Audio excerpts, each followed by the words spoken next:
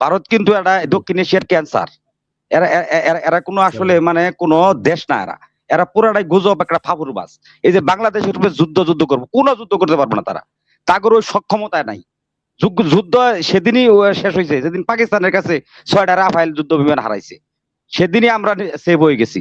কারণ তারা বুঝছে তাগরে মানে যুদ্ধের সক্ষমতা নাই, তাদের সৈন্যরা আপনার বাংলা মদ খা, তাদের সৈন্য করে ওই রকম নাই, বুকে নাই আপনার এই সবলতা নাই। আমগর দেশের সৈন্যদের যে আছে, সক্ষমতা আছে। ভারতীয় আধিপত্য শেষ হবে না, এরকম একটা চুক্তি করে কেউ সম্ভবত ভারত থেকে প্রশিক্ষণ নিয়ে বাংলাদেশে আসছে এবং সেই দিকেই যাচ্ছে। যেহেতু একটু কথাটা খুব বেশি হয়ে যায়, সেই জন্য সরাসরি নামটা নিলাম না, বাট এই জিনিসটা আমাদের ব্যথিত করে। আপনি এই বিষয়ে আমাকে সংযুক্ত করার জন্য। কাজী মনিরুজ্জামান ভাইয়ের কাছে আমার একটা প্রশ্ন।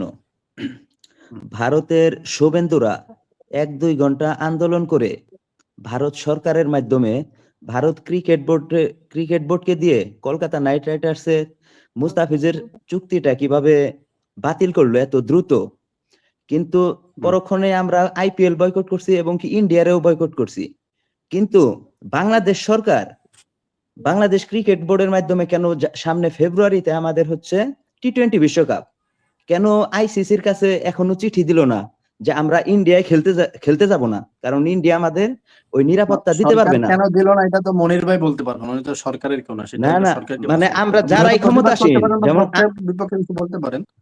এটা মনে করেন যে আওয়ামী লীগও যখন ক্ষমতায় ছিল ভারতের বিপক্ষে কথা বলতে পারে না, বর্তমান ইউনূস সরকার সে ভারতের বিপক্ষে সিদ্ধান্ত নিতে পারতেছে না। ভবিষ্যতে যখন বিএনপি আসবে তারাও কি মানে ওই ভারতের বিপক্ষে সিদ্ধান্ত নিতে পারবে না এত দ্রুত? জামাতও যদি ক্ষমতায় আসে ভারতের বিপক্ষে এত দ্রুত সিদ্ধান্ত নিতে পারবে না। ভারত যে এত দ্রুত আমাদের বিরুদ্ধে সিদ্ধান্তটা নিয়ে নিল, কিন্তু আমরা কেন পারি না? জি জি, আপনি ধন্যবাদ। স্পষ্টভাবে আপনাকে বলতে চাই, বিএনপি যদি আসে অবশ্যই একেবারে দ্বার মেরুদণ্ড সোজা করে এটা দ্রুত সিদ্ধান্ত নিবে, এবং তারা যেটা করেছে এটা দুঃখজনক ব্যাপার, এবং এটা আমাদেরকে প্রতিবাদ করা উচিত ছিল। জি ধন্যবাদ। সাকিব মোল্লা আনমিউট করেন, বলেন বিষয়ের উপর কোন প্রশ্ন থাকলে বলবেন। আসসালামু আলাইকুম। মনির ভাইয়ের কাছে একটা প্রশ্ন করি। আপনি যে কেবল বললেন যে দাঁড় মানে মেরুদণ্ড সোজা করে তাদের কাছে প্রশ্ন করবেন, আপনার নেতা তো নিজের সিদ্ধান্ত নিজে নিতে পারে না, হঠাৎ করে কিভাবে সিদ্ধান্ত নিয়ে দেশে আসলো? সে যে সব সিদ্ধান্ত নেবে এটা কি করে আশা করলেন আপনি? আর মুস্তাফিজুর স্যার আর ফেরদৌস স্যারের কাছে একটা প্রশ্ন, দেশে যে একটা নির্বাচন আছে, একটা ফালতু মার্কা নির্বাচন, একটা সাজানো নাটক চলছে দেশে, এটা কোনো নির্বাচন না, এটা জাতির সাথে ধোঁকা দিচ্ছে। এই নির্বাচনে দেশের জনগণ ভোট দিলে ভোটে কোনো কাজ আসবে না। যারা ওই সরকারি কিছু আমলারা আছে, এরা যাদের ক্ষমতায় বসাতে চাচ্ছে তারাই বসবে, খালি খালি দেশের জনগণের সাথে নাটক করছে। এই নির্বাচন আমার মনে হয় না যে জাতির কাছে গ্রহণযোগ্য হবে। ধন্যবাদ। আসসালামু আলাইকুম। আমি যে বাংলাদেশে যত টকশো হয়েছে সেই টকশো গুলোতে বলেছে তারেক রহমান বাংলাদেশে আসার নিরাপত্তা ছিল না, সেইটাই গোয়েন্দা বিভাগকে বুঝিয়েছে এবং সেইটাই বুঝাবার চেষ্টা করেছে। সেখানে কিন্তু অবশ্যই এইটাই বলেছে যে দেশি বিদেশি ষড়যন্ত্র ছিল এবং সেখানে তার জীবনের হুমকি ছিল। তার মানে ওনাদের ভয়। দুজন আছেন, একটু প্রশ্নটা শেষ করে দুইজন দর্শক আছেন শুধু। আমিনুল আনমিউট করেন, বিষয়ের উপর কোন প্রশ্ন করতে বলেন। আসসালামু আলাইকুম মনির ভাই। ওয়ালাইকুম আসসালাম। ধন্যবাদ আলোচক বিন্দু, সবাইকে ধন্যবাদ। মনির ভাই আপনাকে ধন্যবাদ। আমার একটা সুচিন্তিত মতামত ছিল। মতামতটা হইলো ভারত নিয়ে আমি একটু কথা বলতে চাই।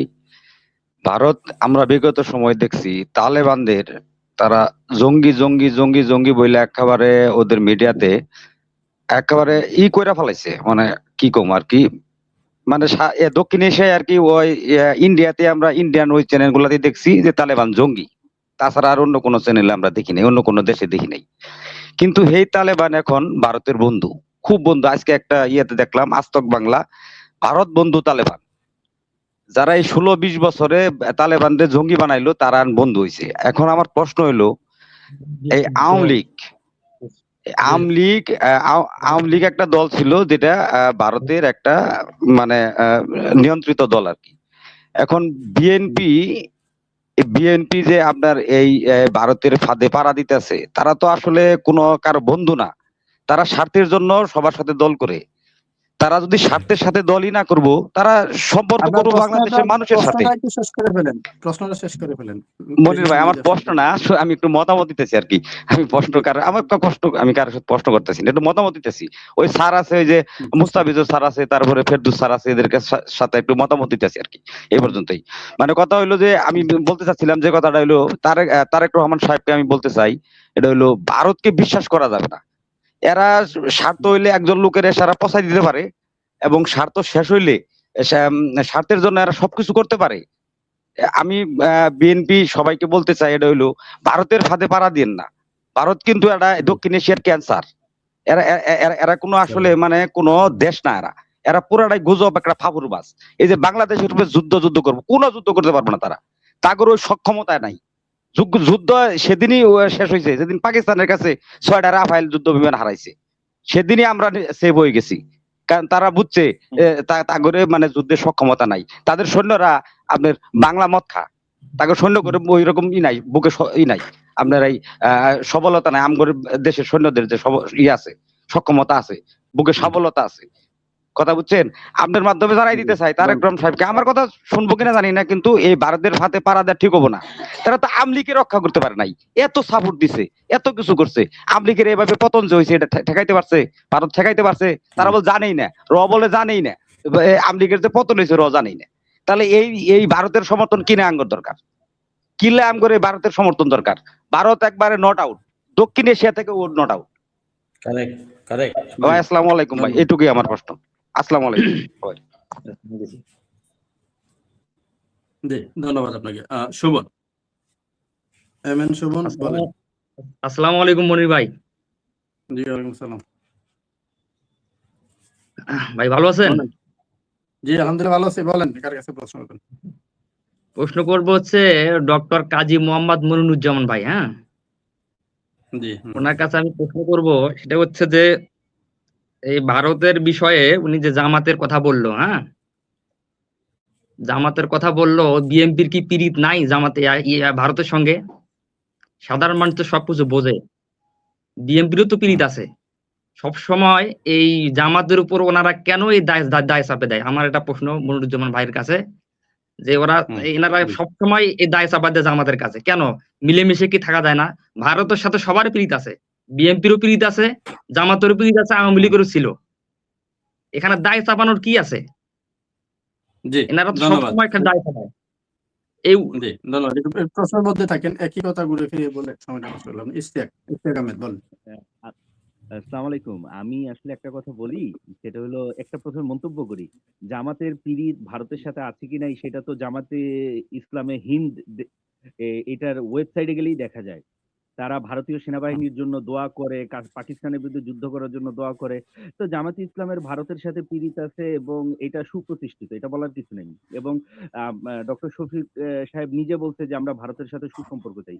তো চেষ্টা জামাতও করছে, যেটা জনগণকে হতাশ করছে, কিন্তু এখন দোষ করে বিএনপির ঘাড়ে। বাই দ্য ওয়ে, আমি মূল প্রশ্নটা কর্নেল মুস্তাফিজ স্যারের কাছে, সেটা হলো যে স্যার 4টা কথা বলি। নাম্বার 1, ওসি প্রদীপের ফাঁসি হবে না। নাম্বার 2, ভারতের বিজনেস ট্রানজেকশন কখনো ক্ষতিগ্রস্ত হবে না। নাম্বার 3, বিডিআর গণহত্যার কোনো বিচার হবে না। নাম্বার 4, ভারতীয় আধিপত্য শেষ হবে না। এরকম একটা চুক্তি করে কেউ সম্ভবত ভারত থেকে প্রশিক্ষণ নিয়ে বাংলাদেশে আসছে এবং সেই দিকেই যাচ্ছে। যেহেতু একটু কথাটা খুব বেশি হয়ে যায়, সেই জন্য সরাসরি নামটা নিলাম না, বাট এই জিনিসটা আমাদের ব্যথিত করে। আপনি এই বিষয়ে কি মনে করেন স্যার?